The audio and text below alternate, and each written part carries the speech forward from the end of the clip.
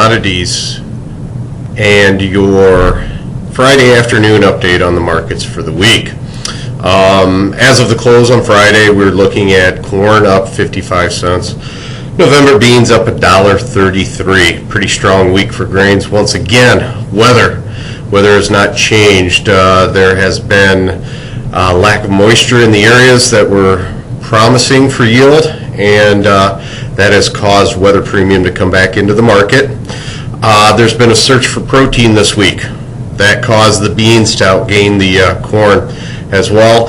And there's been a lot of short covering and bear spreads. And that started happening midweek, and it's really exploded the bean market as well as the corn market. First of all, weather. Looks like hot and dry for the next week. We're not seeing any relief from this. We're setting pods in beans. So once again, we don't know what the yield is out there, and until we do find out what the yield is, they're going to put weather premium into this market. Also, the search for protein. We saw this on Wednesday with a limit up move in August meal, and then it was Wednesday night going into Thursday. We saw meal limit up again. This has been pulling up the corn market as well. Plus this week we saw a very unusual export or sale to the UK, which normally we don't see, so that causes a little bit of a question as to are there some people that are just rushing to get some coverage on for beans next year. Also, we saw some shorts squeezed out of their positions, and this was very evident on Wednesday, also on Thursday, and to some extent on Friday, where we had an abundant position, or a large position, that was short new crop and then long the deferreds. Could have even been a butterfly out there, but when they decided to cover their short positions after they were going against them, that accelerated November and Jan beans higher, pushing March and maize down. Also saw it in the corn market as well, with new crop corn coming up and creating a large inversion there. They're still trying to find out where the yield is, and we haven't stabilized anything, so you're still probably going to see some premium put into this market. On the corn side of things, we're looking at 120, 140 yield. It's a big area, but that's what we're debating with the price right now. In the beans, we're probably talking more of a 35 to 40 yield range. Also getting conflicting views from the weather models out there. We have two weather models that we use to forecast what's going to happen out here.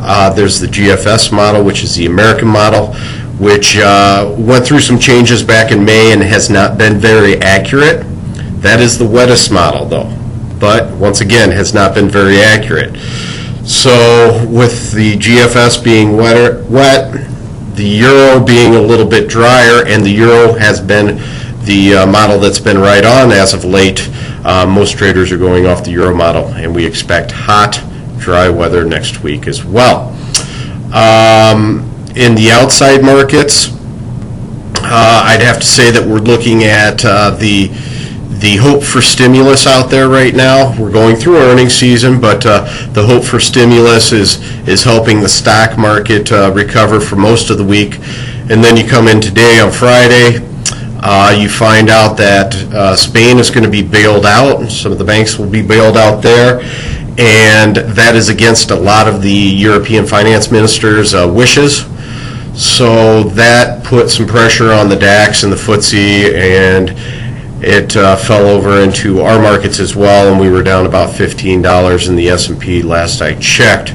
So the hope for stimulus is keeping the market, the S&P market, buoyant right now, and we won't know anything about a stimulus package until the July 31st, August 1st meeting. That's the next time that the FOMC meets, and we'll see if there's any kind of policy change at that time. Also this afternoon, we did see some cold storage reports. Beef and pork cold storage, both numbers were well above what we saw last year. And then we also saw the cattle on feed numbers as well, and On-feed numbers came in at 103%. With the expectations 102.6, so fairly close with placements at 98.9, or excuse me, placements coming in at 98 and marketing's at 94. So we'll be trading those numbers at 9:30 on Monday. As for thoughts to go home with, the $8 level has become a very big psychological level in the corn market, and I would imagine that we'll probably try to test that next week if the weather does not change at all in the next 2 days. Bean market, once again, that is on a tear, and we just have to see how far it will go as everybody scrambles to cover these short bear spreads. So other than that, that's your wrap up for the week. This is Brad with B.I.S. Commodities, wishing you a happy weekend, and the broadcast is done.